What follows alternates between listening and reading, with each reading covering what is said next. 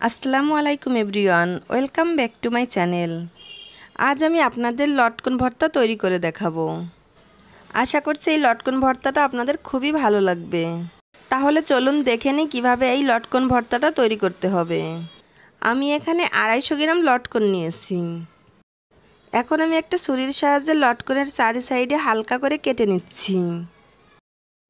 তারপর দুই সাইডের খোসা ধরে টান দিলে এটা খুলে যাবে। এখন এই খোসা থেকে লটকনের কোয়াটা বের করে প্লেটে রাখছি। এভাবে আমি সবগুলো লটকনের খোসা ছাড়িয়ে কোয়াটা বের করে নিচ্ছি।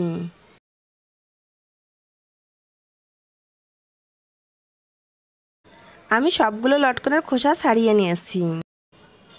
এখন আমি লটকনের কোয়াগুলো ছাড়িয়ে নিচ্ছি। আমি কোয়াগুলো ছাড়িয়ে নিয়েছি। এখন আমি ভর্তা তৈরি করে নিব। এই জন্য আমি এখানে 1 চা চামচ সরিষার তেল দিয়ে দিচ্ছি আগে থেকে ভেজে রাখা 2টো লাল মরিচ। ঝালটা আপনারা আপনাদের টেস্ট অনুযায়ী দিবেন। এবার দিয়ে দিচ্ছি 1/2 চা চামচ বিট লবণ। তারপর আমি ফ্লেভারের জন্য দিয়ে দিচ্ছি 1 চা চামচ লেবুর রস। আপনারা চাইলে এখানে লেবুর পাতাটাও ব্যবহার করতে পারেন। এবার আমি হাত দিয়ে মরিচটাকে লবণের সঙ্গে গুঁড়ি করে নিচ্ছি।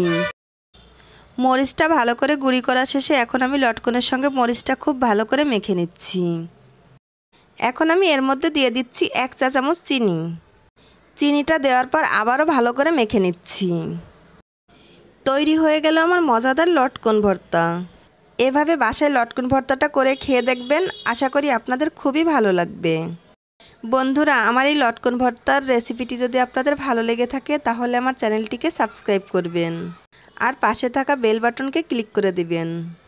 এতে করে আমার নতুন ভিডিওগুলো আপনারা নোটিফিকেশনে পেয়ে যাবেন।